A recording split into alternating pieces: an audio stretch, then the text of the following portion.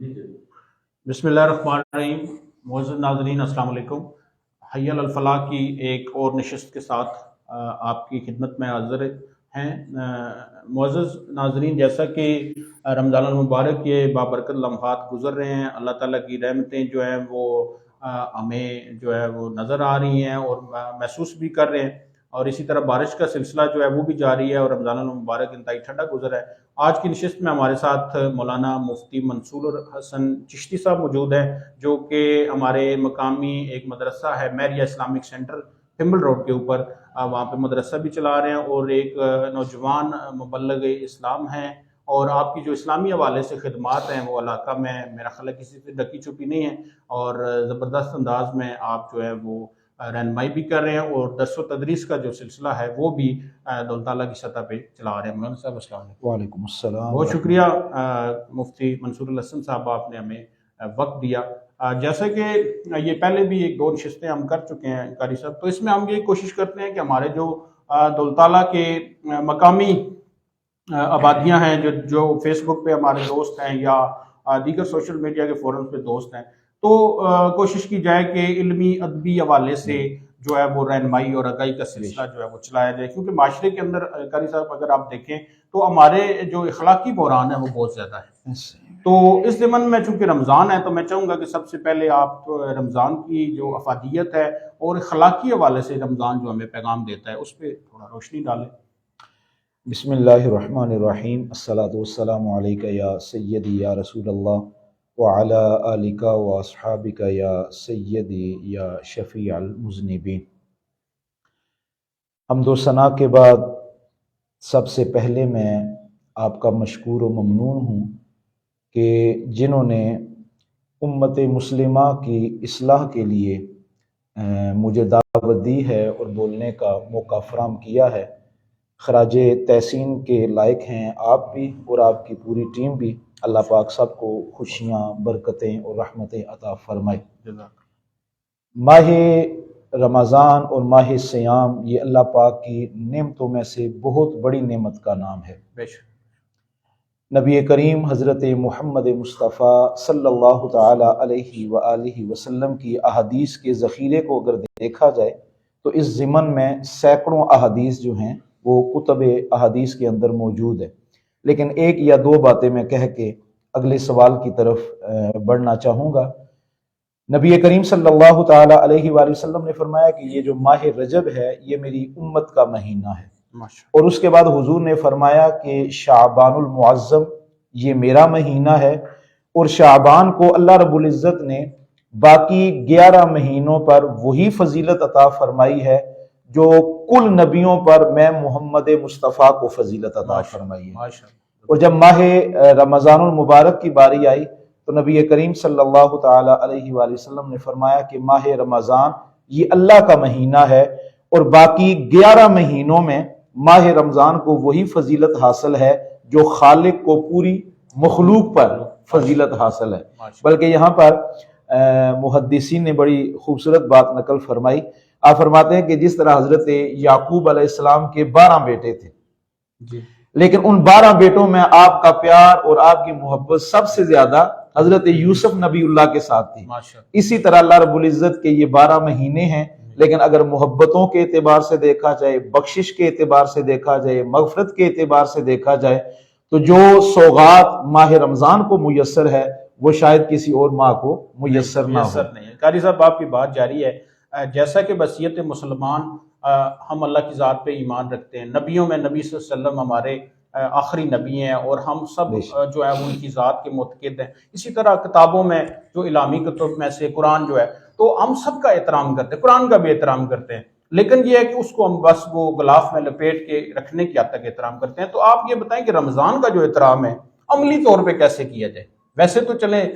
बातों की हद तक या वाज की हद तक तो और चीज़ है, अमली जो रोज़मर्रा के मामलात हैं इसमें रमज़ान का एहतराम कैसे किया जाए ताकि माशरे के अंदर वो एहतराम वाली जो रवायात हैं वो भी फ़रोग पाएँ और आइंदा 11 महीनों में भी वो चीज़ें जो है नजर आएँ। जो साहब गुजारिश ऐसे है कि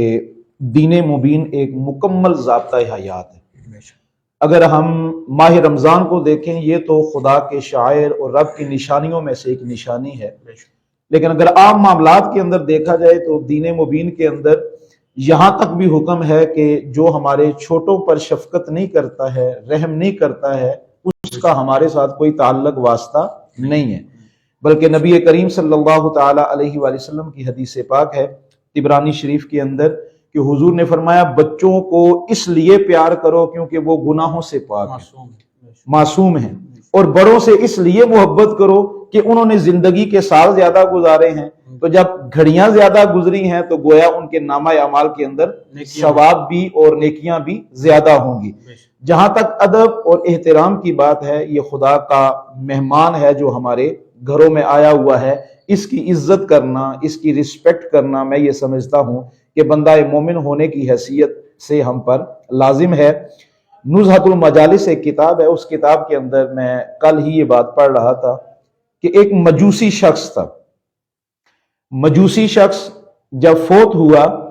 تو اس کے فوت ہونے کے بعد اس شہر کے جو عالم دین تھے، اللہ رب العزت کے جو ولی تھے، وہ کہتے ہیں کہ میں نے اس مجوسی کو خواب میں دیکھا۔ مجوسی وہ ہوتا ہے جو آگ کی پرستش کرنے والا ہوتا ہے، آگ کو پوجنے والا۔ اسے دیکھا تو وہ جنت کے باغوں میں سیر کر رہا ہے، گھوم رہا ہے۔ تو میں نے اس سے پوچھا، میں نے کہا تم تو مجوسی تھے اور مجوسی کا جنت میں کیا کام ہے؟ بڑی سوچنے والی، بڑی گہرائی اور بڑی فکر والی یہ بات ہے کہ ایک مجوسی کی سوچ آپ کے سامنے رکھ رہا ہوں جو غیر مذہب ہے۔ اس نے کہا کہ ایک دفعہ ماہ رمضان آیا اور اسی ماہ رمضان کے اندر میرے بیٹے نے مسلمانوں کے گھر کے سامنے جا کے کھانا کھایا، تو میں غصے میں آ گیا، جلال میں آ کے میں نے بچے کو تھپڑ مارا کہ تمہیں پتہ نہیں ہے یہ وہ مہینہ ہے کہ قدسی بھی اس ماہ مقدس کا احترام کرتے ہیں، عرش والے کیا اور فرش والے کیا۔ تو وہ کہتا ہے کہ اس عمل کی وجہ سے رب کو مجھ پہ پیار آ گیا، اللہ کو مجھ پر پیار آ گیا، اور مرنے سے قبل میرے مالک نے مجھے ایمان کی دولت بھی عطا فرمائی اور آج میرے لیے اپنی جنت کو کشادہ بھی فرمایا۔ تو ماہ رمضان کا احترام میں یہ سمجھتا ہوں کہ وہ احباب جو اس ماہ نور سے دور ہیں اور دن کو نہ نماز کا اہتمام ہے، نہ صلاۃ التراویح کا اہتمام ہے، نہ روزے کا اہتمام ہے، ان احباب کو سوچنا چاہیے کہ کیا آیا ہم فقط مسلمان ہیں یا اللہ رب العزت نے اسلام کے ساتھ ساتھ ہمیں نور ایمان بھی عطا فرمایا ہوا ہے۔ ماشاءاللہ، جزاک اللہ۔ قاری صاحب جیسے کہ آپ بات کر رہے ہیں، یہ تو حقوق اللہ کے حوالے سے گون میں ثواب زیادہ ہے رمضان کے مہینے میں معاشرتی حوالے سے آپ سے پوچھنا چاہتا ہوں کہ معاشرے کے اندر جو ہمارے برتاؤ ہیں، آپ بحثیت دکاندار دیکھیں، آپ بحثیت جو ہے وہ کوئی سرکاری ملازم دیکھ لیں، آپ معاشرے کے اندر جو مختلف رول ہیں، اس میں رمضان میں جو ہمیں کیا سکھاتا ہے کہ بہتری جو ہے وہ کیسی ہے؟ جیسے آپ دکانداری کے حوالے سے دیکھ لیں کہ مسائل ہیں، جی مہنگائی ہے، ہمارے برتاؤ نہیں ہیں اچھے، ہم اپنے منافع کو کم نہیں کرتے، اور اس کے باوجود جو ہے وہ ہم اپنی محفلیں اور پروگرام جو ہیں وہ کرتے رہتے ہیں۔ تو اس میں اگر ہم عوام کو یا سہولت دیں تو کیا احکامات ہیں اس کے بارے میں؟ تو صاحب میں اس سلسلے میں فقط اتنی گزارش کرنا چاہوں گا کہ یہ خدا کے احسانات میں سے بہت بڑا احسان ہے کہ ہمارے مالک نے ہمیں مسلمان گھرانوں میں پیدا فرمایا۔ گویا کہ مسلمان ماں کی گود ہمیں مالک نے بن مانگے عطا فرما دی۔ تو جب اس نے بن مانگے یہ احسان فرما دیا ہے تو کچھ ذمہ داریاں ہم پر بھی عائد ہوتی ہیں کہ اسلام جیسا نور لینے کے بعد کیا آیا ہم نے اپنے معاشرتی مسائل کو، اپنے سماجی مسائل کو، اپنے گھریلو مسائل کو شریعت بیضاء اور شریعت مطہرہ کے عین مطابق ڈھالنے کی کوشش کی ہے، یا زندگی جو ہے وہ سم بکم کے دائرے میں ہی ہم گزار رہے ہیں؟ نبی پاک حضرت محمد مصطفیٰ صلی اللہ تعالی علیہ وآلہ وسلم کی احادیث کو اگر دیکھا جائے تو میں یہ سمجھتا ہوں کہ حضور کا دین مبین ایسا دین ہے جو دنیا کے مذاہب پر راج کرتا ہے۔ جو اسلام کے اندر حقوق انسانیت دیے گئے ہیں وہ شاید ہی آپ کو کسی دین اور دین کے اندر یا مذہب کے اندر میسر آئیں۔ یہاں تک کہ ایک وہ تکلیف ہے، ایک وہ پریشانی ہے جو ہم ظاہری طور پر کسی کو دیتے ہیں، زبان سے گالی دے دی، بوجھل الفاظ کا استعمال کر دیا، ہاتھوں سے کسی کو تکلیف دے دی، کسی کے اعمال پر قدغن لگا دی۔ یہاں تک بھی اسلام نے منع فرمایا کہ اگر 3 بندے بیٹھے ہوئے ہیں تو 2 بندے آپس میں سرگوشی نہ کریں، कहीं तुम्हारे इस अमल से उसको अंदर की तकलीफ ना हो, उसके मन के अंदर दर्द की टीसें ना उठे। तो मैं ये समझता हूं कि नबी करीम सल्लल्लाहु ताला अलैहि वसल्लम की हदीस पाक को अगर इस दौर के अंदर देखा जाए, जैसा कि हुजूर ने फरमाया, जब लोग बद आमालियां अलल ऐनाम करेंगे तो अल्लाह रब्बुल इज्जत बेमौसमी बारिशें अता करेगा। आज भी हम देख रहे हैं फसलें तैयार हैं लेकिन बेमौसमी बारिशें हो रही हैं। मैं इसको अजाब इलाही कहूं या रहमत खुदा कहूं, मेरे लिए भी इस वक्त फैसला करना मुश्किल है। दूसरे मकाम पर नबी करीम सल्लल्लाहु ताला अलैहि वसल्लम ने फरमाया, जब अदलो इंसाफ का दामन हम अपने हाथों से गिरा देंगे तो अल्लाह पाक ऐसे ऐसे अमवात पैदा फरमाएगा जो हमारे अक्लो फहम के अंदर भी नहीं आ सकती। मतलब अमवात की शरह ज्यादा हो जाएगी। आज भी वो हम मुआशरे के अंदर देखते हैं। तीसरे मकाम पर नबी करीम सल्लल्लाहु ताला अलैहि वसल्लम ने फरमाया, जब किसी कौम के अंदर बदकारियां आम हो जाएंगी और अल्लाह रब्बुल इज्जत के हुकूक को पसे पुश डाल दिया जाएगा तो फिर क्या होगा, जो बाकी अकवाम हैं, जो हमारे दुश्मन हैं, उनका खौफ अल्लाह पाक हमारे दिलों और हमारे सीनों पर जो है वो मुसल्लत फरमा देगा। तो इस दौर के अंदर मैं ये समझता हूं कि दीने मुबीन की तबलीग जो है, दीने मुबीन का जो इल्म है वो हर बंदे पर फर्ज तो है ही है, लेकिन इस दौर के अंदर उसका सीखना इस हवाले से भी जरूरी और लाजमी हो जाता है क्योंकि मसाइल के अंदर जो हम दो चार हैं वो सिर्फ इसी वजह से कि हम इल्म दीन से दूर हैं। बेहतर ये है कि इलाके के जो मुस्तनद उलमा हैं उनसे इंसान राब्ते में रहे, अपने मसाइल के हवाले से, शरई मसाइल के हवाले से और समाजी मसाइल के हवाले से। तिजारत के उसूल हैं, हमें पता नहीं होते, जिसकी वजह से हम लाइल्मी का शिकार रहते हुए लोगों का नुकसान करते हैं, अपना नुकसान करते हैं। तो नुक्ता एक ही है कि जितना इंसान दीने मुबीन के करीब होगा उतना उतना अल्लाह रब्बुल इज्जत उसको उरूज अता फरमाएगा। यहाँ पर रुक कर दौरे हाजिर का एक बहुत बड़ा अलमिया कि वालिदैन की अक्सर औकात ये शिकायत भी होती है, फोन पर मशवरे भी किए जाते हैं, मसाइल भी पूछे जाते हैं कि हमारी औलादें नाफरमान हो चुकी हैं। तो मैं बड़े दर्द दिल के साथ उनसे गुजारिश करता भी हूं और कर भी रहा हूं कि देखें, जब हमने अपनी औलाद को सारी जिंदगी अल्लाह के कुरान का सबक पढ़ाया ही नहीं है, जब हमने सारी जिंदगी उन्हें हुजूर की अहदीस से दूर रखा है, जब उन्हें पता ही नहीं है कि रब ने मां के कदमों के नीचे हमारे लिए जन्नत बिछाई हुई है, जब उन्होंने सारी जिंदगी ये जुमला सुना ही नहीं है कि बाप को अल्लाह रब्बुल इज्जत ने जन्नत के दरवाजों में से एक दरवाजा मुकर्रर फरमाया है हमारे लिए, तो मुझे बताएं वो औलादें नाफरमान नहीं होंगी तो और क्या होगा।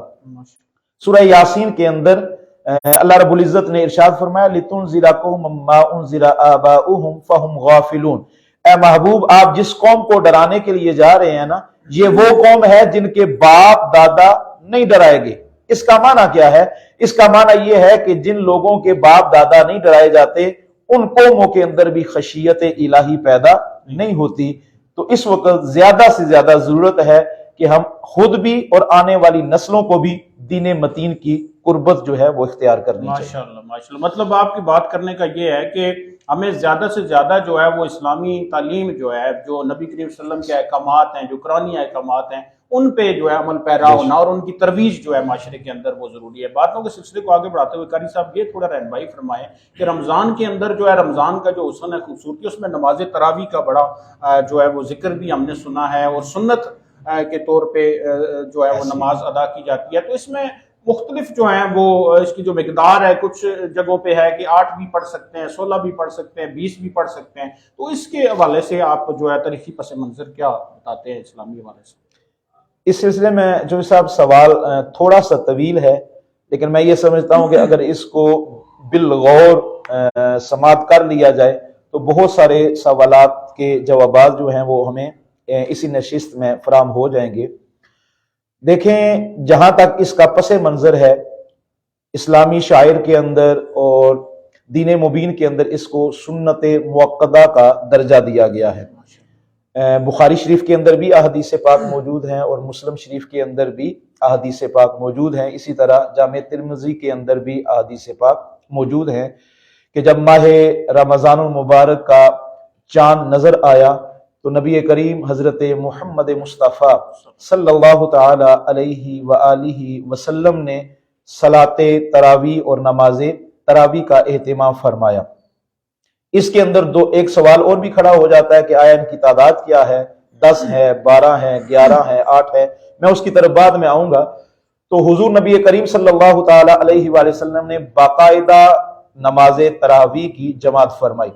دوسرے دن جب حضور نبی کریم صلی اللہ تعالی علیہ وآلہ وسلم تشریف لائے تو آپ نے دیکھا کہ صحابہ کے اندر وہ جو شوق، وہ جو ولولہ تھا وہ زیادہ ہوا، اور آج مسجد کے اندر جو ہے وہ ہجوم عاشقاں کچھ زیادہ ہے، تو حضور نے دوسرے دن بھی باقاعدہ جماعت کروائی۔ جب تیسرا دن آیا تو تیسرے دن بھی ہجوم بڑھا اور حضور نے جماعت کروائی۔ چوتھے دن جب نبی کریم صلی اللہ تعالی علیہ وآلہ وسلم مسجد میں داخل ہوئے، مسجد کھچا کھچ بھری ہوئی ہے، یہ منظر دیکھنے کے بعد سرکار اپنے حجرے میں واپس چلے گئے۔ اگلے دن نماز فجر کے وقت نبی کریم صلی اللہ تعالی علیہ وآلہ وسلم نے فرمایا کہ تمہارا شوق دیدنی تھا عبادت الہی کا، میں نے اس کو محسوس کیا، لیکن میں اس اندیشے کی بنا پر واپس چلا گیا کہ اگر آج بھی میں نے یہ جماعت کرائی تو کہیں ایسا نہ ہو کہ اللہ پاک میری امت پر نماز تراویح کو فرض فرما دے۔ اور اس پر محدثین نے بڑی خوبصورت بات نقل فرمائی۔ آپ فرماتے ہیں چونکہ وہ شب معراج کا سارا واقعہ کہ 50 نمازیں، پھر اس کو کم کروانا، پھر اس کو کم کروانا، حتیٰ کہ وہ 5 تک آ گئی، تو محدثین فرماتے ہیں کہ حضور محسوس کر رہے تھے اور دیکھ رہے تھے کہ میری امت اعمال کے معاملے میں کمزور رہے گی، تو گویا کہ نبی کریم صلی اللہ تعالی علیہ وآلہ وسلم نے یہ چاہا کہ میری امت پر یہ چیز گراں نہ گزرے۔ پھر بعد میں حضرت امیر المومنین حضرت عمر بن خطاب رضی اللہ تعالی عنہ کے دور تک یہ الگ الگ پڑھی گئی، اور آپ کے دور خلافت کے اندر جب آپ مسجد نبوی میں تشریف لائے تو آپ نے محسوس کیا کہ صحابہ کرام جو ہے وہ ٹولیوں کی شکل میں تشریف فرما ہیں، اور ان کے ارادے ہیں کہ الگ الگ ہی نماز تراویح پڑھی جائے۔ تو آپ نے فرمایا کیا ہی خوب ہو اور کیا ہی اچھا ہو کہ آج ہم سارے مل کے نماز تراویح کو